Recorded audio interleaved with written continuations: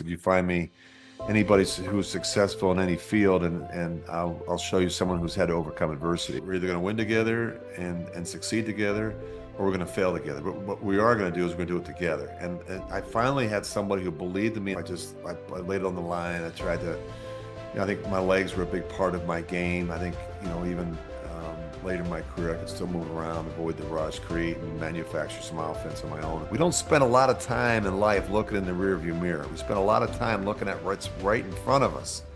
And too often in life, we're so busy worrying about what happened, worrying about why it happened, that we miss the opportunities in front of us.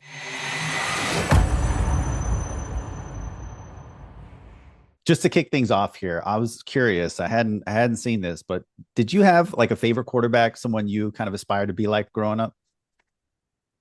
I did. When I was growing up in Philadelphia in the early 70s, the Eagles weren't very good, but there was a quarterback that I didn't see play a lot, but I heard a lot about from my father, and he was Joe Namath. And of course, Joe came into the league in 1965 and, of course, won a Super Bowl with the Jets in 1968. The famous "I guarantee it" comment the night before the game down there in Miami. And so I liked his confidence. I liked his play style. I think he was a quarterback that was really ahead of the curve when it came to the passing game. The Jets were, a team that obviously upset the Baltimore Colts in that Super Bowl. And of course, I've gotten to know Joe over the years. And so I was a big Joe Namath fan, but I was also a fan of a lot of other quarterbacks. I liked Roger Staubach. I loved Fran Tarkenton. I loved mobile quarterbacks, guys that were playmakers, but I always appreciated their toughness, their courage. But it started with Joe Namath, and a guy that, I kind of emulated when I was a young kid growing up in Philadelphia. That's pretty cool. I was going to jump around a little bit. I want to get you out of here on time. And one of the things I was thinking about was 1994 in your life. This is a time I think you're about 28 years old. You went to the Redskins. Things didn't really work out. You had to have shoulder surgery. And what I was wondering was at that point in your life, I mean, you could have probably retired and no one would have said anything. What compelled you to get off the couch and give it another go? That's a great question. That was really a turning point in my career.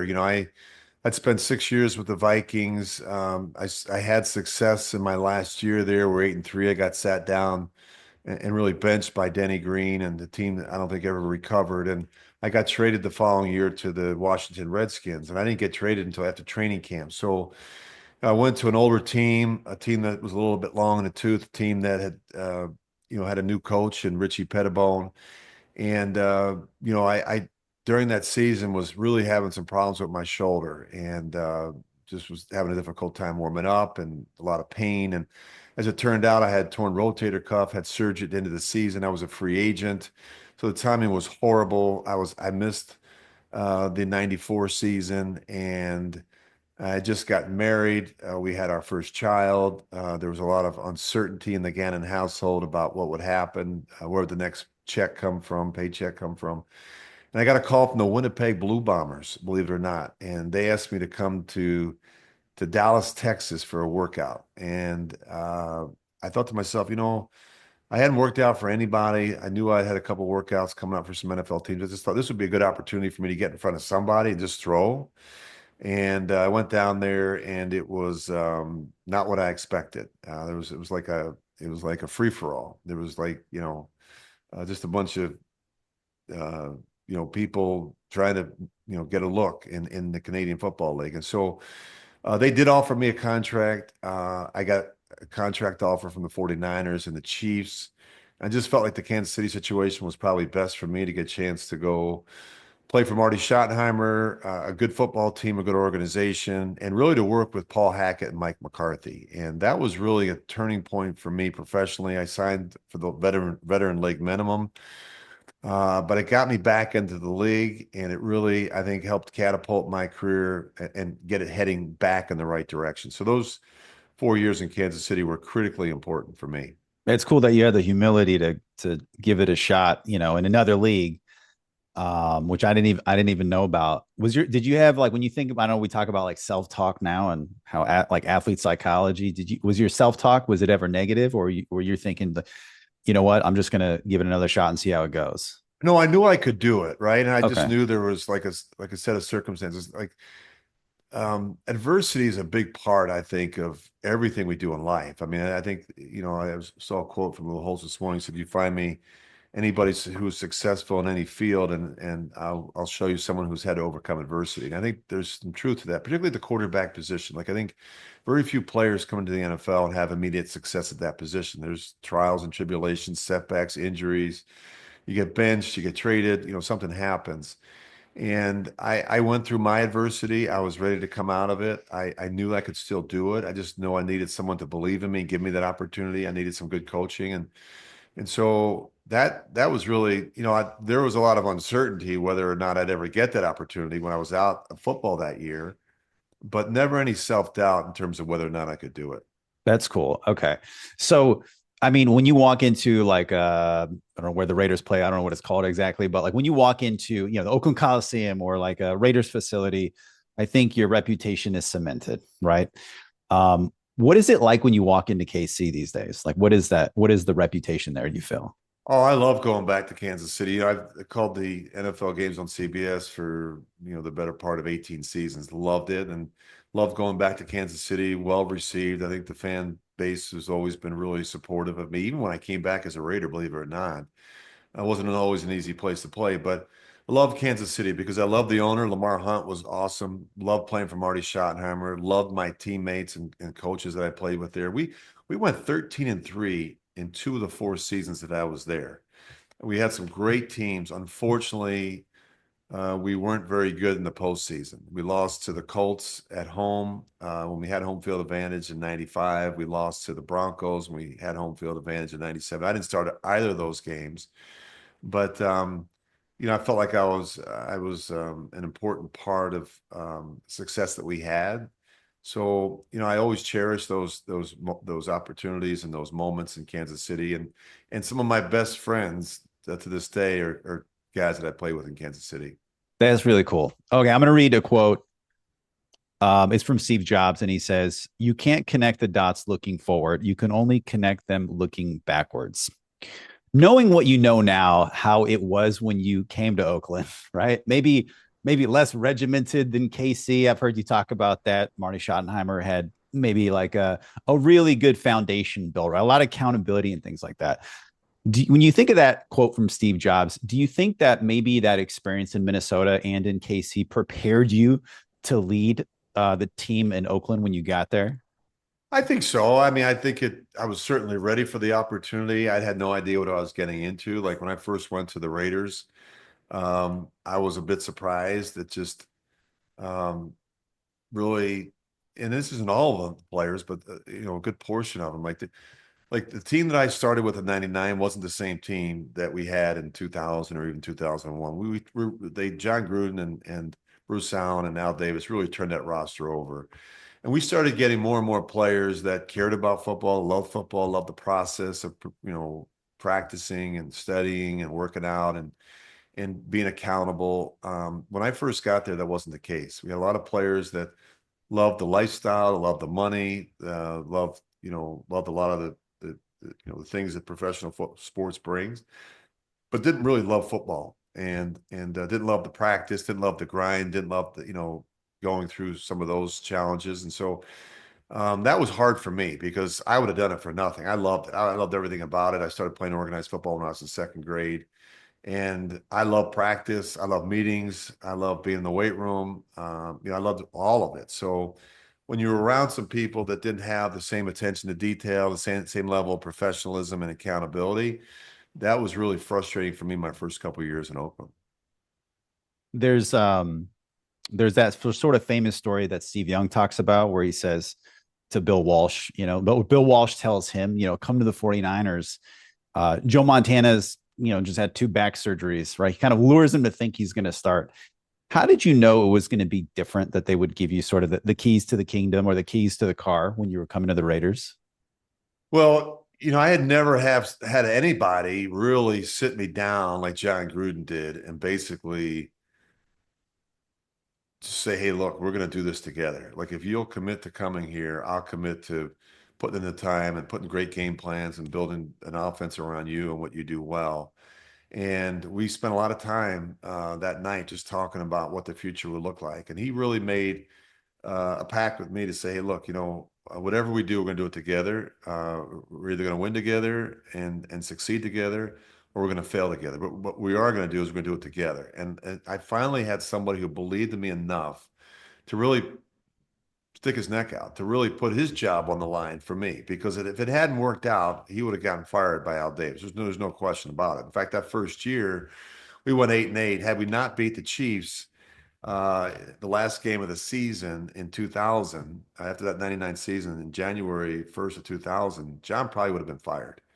And so, that meant a lot to me to have somebody who really, like you said, gave me the keys to the car, that believed in me, that had the confidence and trust to know that, I was going to do everything I could in my power to help our team win. And so I always say, like, when you're building an organization, the head coach and quarterback need to be joined at the hip. That relationship is critically important. Even Bill Belichick and Tom Brady, even though Bill was a defensive coach, he spent a lot of quality time with Tom during the week and a lot of conversations, intimate conversations about, where the team was heading, what direction they were heading, talking about the culture and the environment, all the things you need to be successful. So I finally had that. I never had it in Minnesota, never had it in Washington. Even as much as I enjoyed Marty Schottenheimer in Kansas City, it never really was my team, you know. But when I got to Oakland, it was my team, and I tried to make the most of it. What do you think is one thing you did to help kind of change the culture? And I've heard you say it takes 53 guys. It's not one person, right, that can shift everything. But what's like one thing that comes to mind that when you got to the Raiders that helped change the culture a little bit? I just think not compromising my principles, not compromising my belief in what is right and wrong. Like when you walk Mm. into a weight room and the lift and the workout begins at 8 and guys walk in at 8:15, in my book, that's not right. Like you're why is your time more important than my time? Like why is your time more important than the strength coach, strength and conditioning staff? So like I always felt like there's the right way of doing things, there's the wrong way of doing things. When I went to the Raiders, I rubbed some people the wrong way. I just was brutally honest with people. Like I just, if it was right, it was right. If it wasn't, I was going to say something. And we talk about the accountability. We talk about building a culture environment that's conducive to winning. Like in order to have a great organization, you need great continuity and consistency at every level of your organization. The owner, the general manager, the head coach, the quarterback, all the way down through the locker room. Everybody has to be on the same page. Everybody has to understand their role. We have to clearly communicate, what we're trying to accomplish. And I just felt like when I first got there, that wasn't the way it was.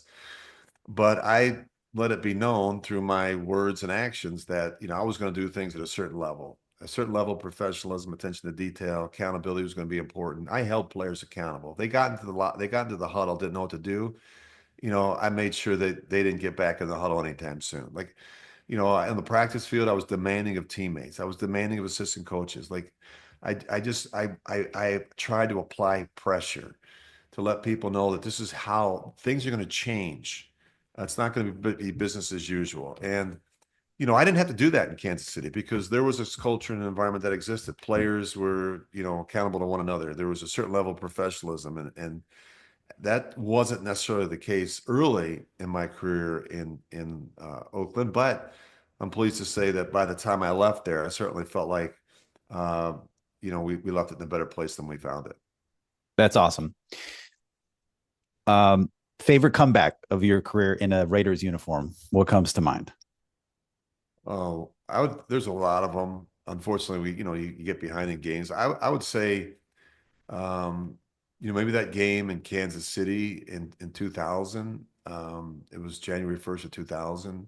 We got off to a really bad start. I think I threw a pick six. I got fooled on a double slant concept to my left, and in the slot, the nickel corner jumped back, and it was just an easy pick six. I threw it right to him. I didn't see him, and we just fell behind the crowd noise. We had we were without our starting left guard, Steve Wisniewski, a Pro Bowl player. I think we were without our starting left tackle. We just had we had a lot of stuff to overcome, and we hung together and we found a way to get that done. And to me, we finished the season 8-8. We knocked the Chiefs out of the playoffs. We came back the following year. We went 12-4. I went to an AFC Championship game. I got hurt in that game, but like to me, that was a big turning point for our team. Like we were in every one of those games. We were a gritty team that year. Like nobody blew us out. Like we had a lot of either we won or we were in a game to the very end. And I think we got better through that whole process. But that game to me was an important game because I think it was a real turning point for the Raider organization. Oh, that's pretty cool. I imagine any one of those KC victories was a little sweeter, right? So here's one that Always. comes to mind for me. If you don't mind, I'm just going to just try to share this with you real quick. 2nd and 9. Gannon eludes the blitz, rolls, keeps it. 10-5, diving to about the 3-yard line.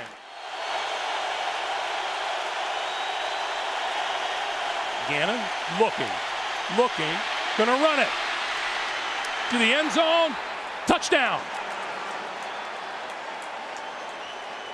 Rich Gannon's legs as much a part of that drive as anything. You guys came back to win. It was 38-31. Do you remember that game? Does that come to mind? Yeah, I forgot about that game. I just remember like we went there and it was Peyton's second season, I think, and of course, they were a pretty good team. I think they went 13-3 that year, but we I think we went 3-and-out, and then they went down and scored, and then I don't know, something bad happened, and they went down and scored again, and next thing you know, it was like 21-0. I just remember Bill Callahan, our offensive line coach. He was having a meltdown on the sidelines, and everybody was kind of, I think doubting us. And then I just went out there and was just like one series at a time, one possession at a time. I think our defense started to buckle down a little bit. And we won. I think I rushed for 3 touchdowns in that game. We kind of did it like we I don't want to say we won ugly, but we made it was a hard place to play. By the way, the noise was deafening, but that was a turning point as well. I think when you look at games like that, going on the road against a good team, a great quarterback, and finding a way to win. You ran for that touchdown.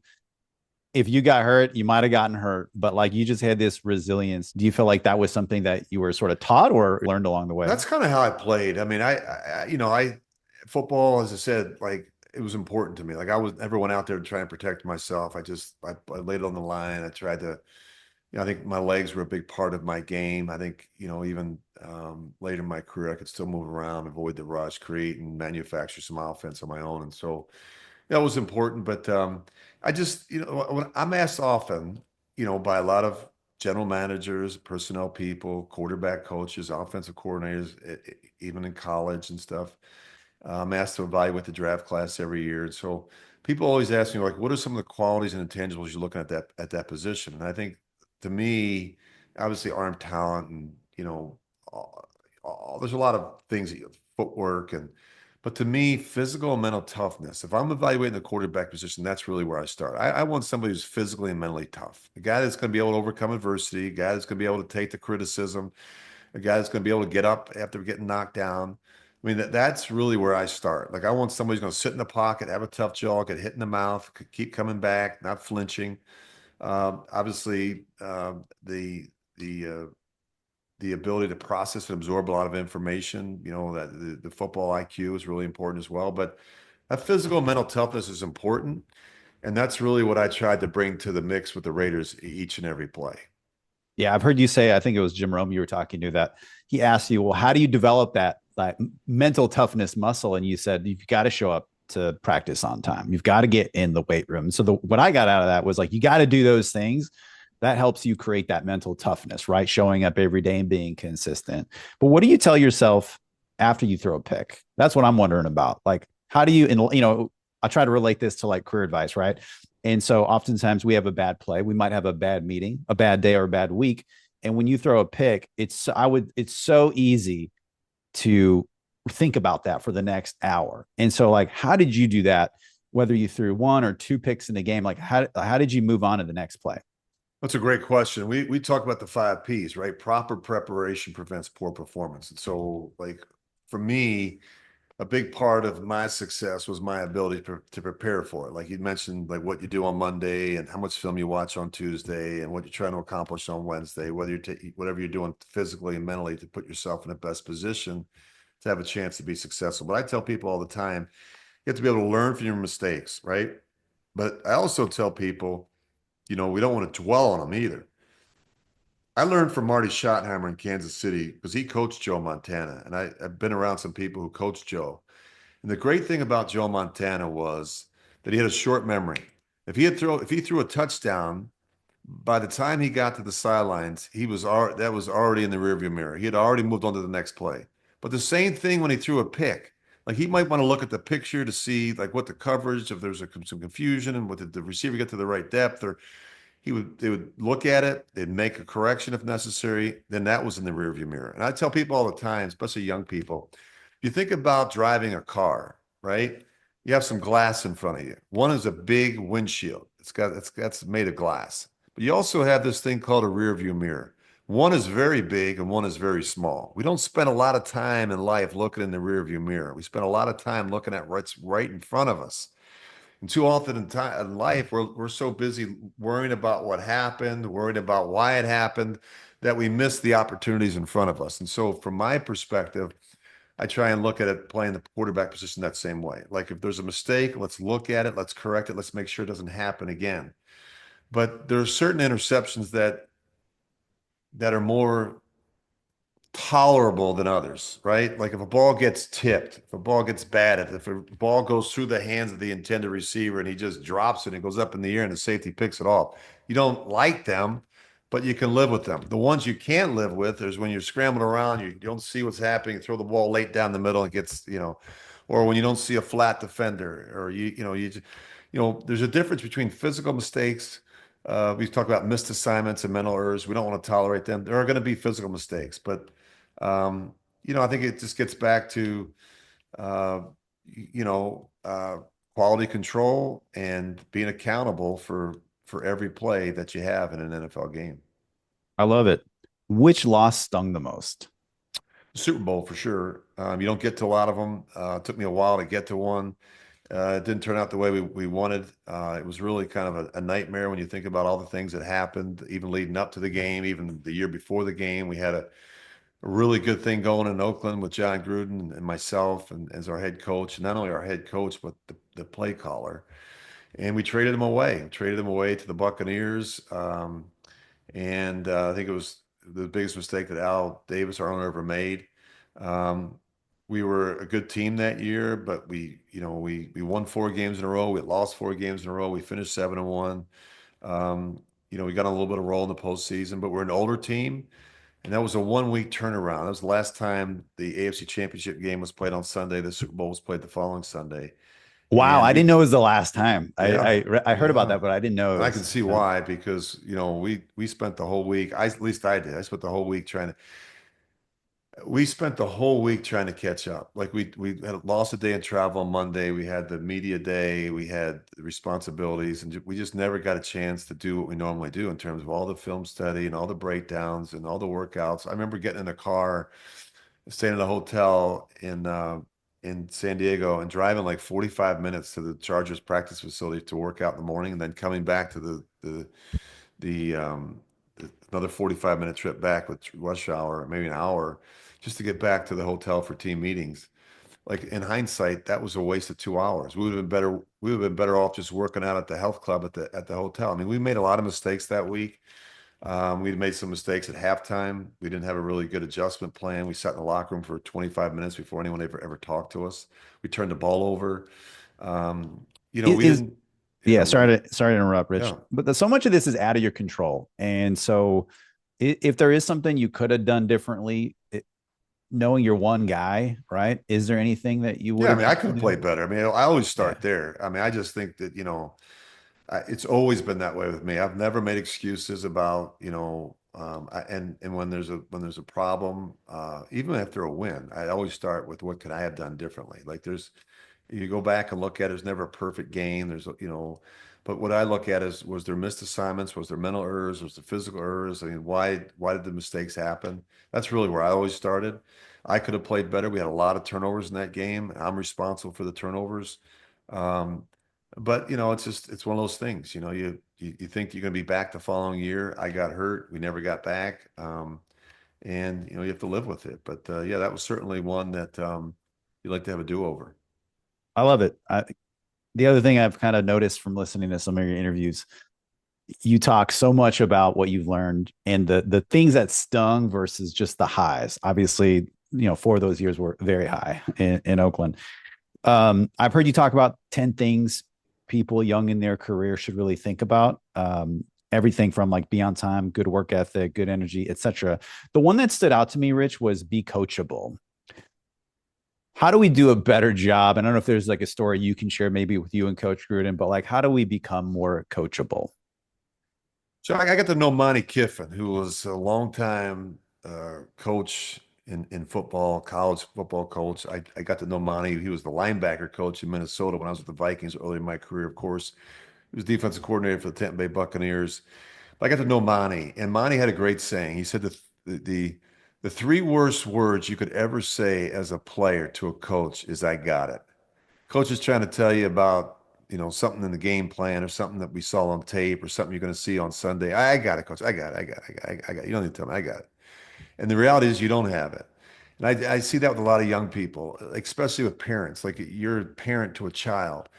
And what you realize is that the parent has already made the same mistakes that you're going to make. The parent has already been in high school. The parent has already failed a test. The parent has already, made mistakes that you're going to make. So you can learn if you're willing to listen, you can learn from their mistakes. And as a player, I think that's really important. Like, had I got a chance to do it over again, I would love to talk to older players who played the position and ask them, like, if you could do it differently, what would you do differently? Like, what were the biggest takeaways? What are the biggest regrets? What are the things that you're most pleased about? If you could, what if you could go back and prepare differently? What would what I mean?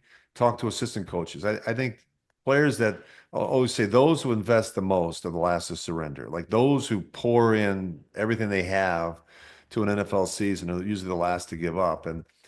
But I just think that we're always looking at ways, at least I was as a player and even as a broadcaster. I always go back at the end of the season and say, where can I be better moving forward? Where can we be more efficient in 2025? What can we do different to have better success? And it's always interesting. We go back and as NFL quarterbacks in the offseason, every place that I've been, we start the quarterback school. That's the first thing we do in the off season. We have quarterback school, and we go back and we look at the cutups from 2024.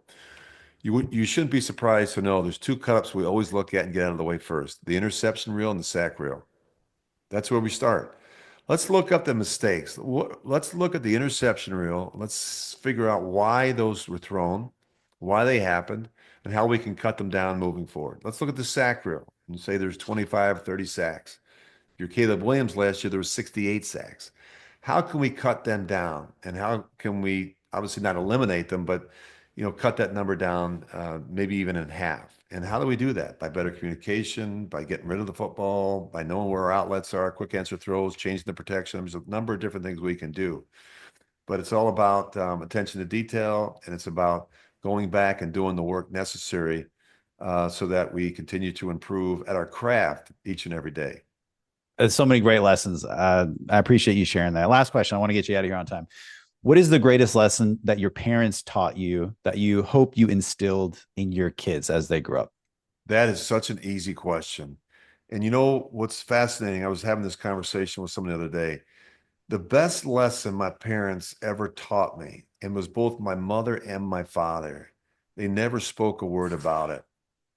The greatest lesson that I learned from my parents was to work hard. Like I saw the ability to work hard. Like you can control that. That doesn't take that doesn't take a ton of talent. You don't just to work hard. And my dad got up long before I was the kids. I was one of six. Long before we woke up in the morning, my dad was long gone at work. My dad was an attorney. He'd come home late at night. My dad used to work on Saturdays. My dad worked till he died. He was 81 years old. My mother was a homemaker. She was a hard worker. She ran a tight ship. She was a great mom, active in the community, just a loving, caring, but both of them grew up during the Depression. My dad was parents of Irish immigrants. My mother lost both her parents when she was 13 years old. And I learned by watching how hard they worked. And I thought to my dad said, if you ever want to be good at something, you have to work at it. I tell young people all the time, don't worry about the money. Just find something you're passionate about and work hard at it. The money will come down the road, but find something you're passionate about. I was passionate about football at a very young age. Started playing organized football when I was in second grade. Didn't stop playing until I was almost 40. And then when I got done playing, I got into broadcasting and talked about it and continue to do it to this day. So my point is that I've never worked a day in my life. Never worked a day in my life because I love what I do and it's not work. That's amazing. I mean, I think people see that I'm sure you've gotten offers to coach, right? But I think people see the work that you put in. Again, I kind of opened this saying like, your reputation when you walk in a Raiders facility, right? It's like your Raiders royalty, right? And I think I told you I was at the game, I was at the Jets game, I was at the Titans game. I'll send you a picture. I have I found the picture of my face is half black, half silver. We couldn't find face paint, Rich, so we stopped at a gas station and we got lipstick, half black, half silver. We made it happen. I appreciate you leaning into this. It's just so insightful to learn from you. So thank you so much. Thank you so much. Love being with you, my brother, and look forward to doing it again down the road. All right. Thanks, Rich. Have a good one. Appreciate it. See ya.